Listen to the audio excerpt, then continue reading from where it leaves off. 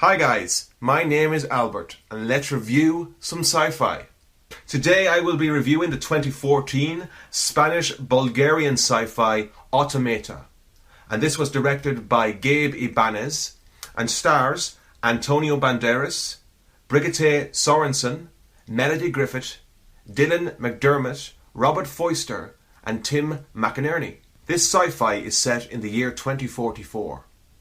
The sun has irradiated most of the planet. So 99.8% of the human race have been killed. The remaining survivors now dwell in the last remaining cities on the planet.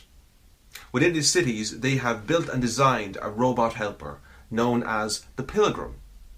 Now, this Pilgrim was built to both help them in their domestic lives and to reclaim the planet, which is now turned to desert.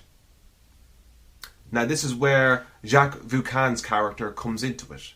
He's played by Antonio Banderas, and he is an insurance agent for ROC, Robotic Corporations, which represents these robots. Now, his job is to discover whether or not these robots are breaking or violating the prime protocols. 1. A robot cannot harm a human. 2. A robot cannot repair or upgrade itself.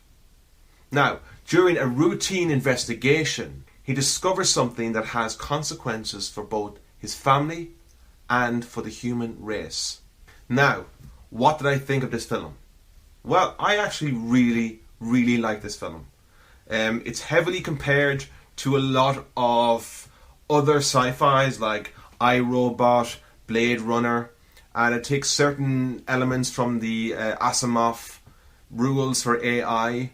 But I like this film. I thought Antonio Banderas was a refreshing sci-fi lead protagonist. He brings a lot of heart to this role. I was quite surprised that this film didn't do better in the box office. It had a very low budget, but it seemed to have no effect on this movie. Not really. The Pilgrim robots, wonderfully designed. I felt they were quite realistic in how they moved and how they were designed and how they looked. And I love the colouring they chose for the robots. The emergence of the artificial intelligence within the robot is very simplistic. It's not over the top. And the interaction between the humans and the robot, very cool. The concept overall, the storyline with how the planet has been scorched by radiation, it's a possible scenario. We're always told this scenario can kind of happen.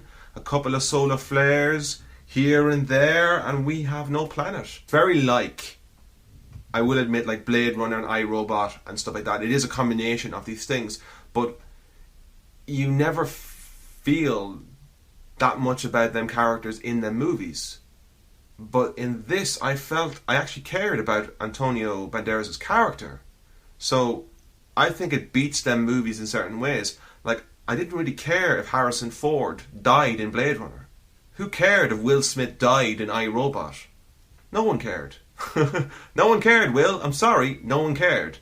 You had a cool robot arm. That was it.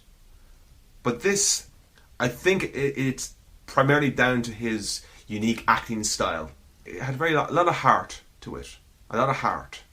With the low budget, apparently, it beats most of the high budget sci-fis which I've seen lately.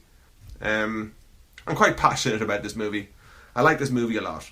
Now, what rating will I give this film? I'm going to give this film a solid 7 out of 10. Mostly because of Antonio Banderas' performance, which I thought was wonderful. I like the character of Birgitte Sørensen, who plays his wife. Now, I wish she had been developed a bit more because the relationship between the husband and the wife would have been a lot more closer coming to the end of the film, more so than it was. It loses points primarily because, well, just the way the other characters were portrayed in the film. Mostly the guys who had designed the robots who want to destroy the artificial intelligence. even though in my mind they have discovered the key to humans surviving this horrible, horrible world that's full of radiation. That's my review of Automata, and as always I have placed the trailer in the description bar below. And if you like what you see and you like what you hear, subscribe to my channel, and I'll see you guys next time.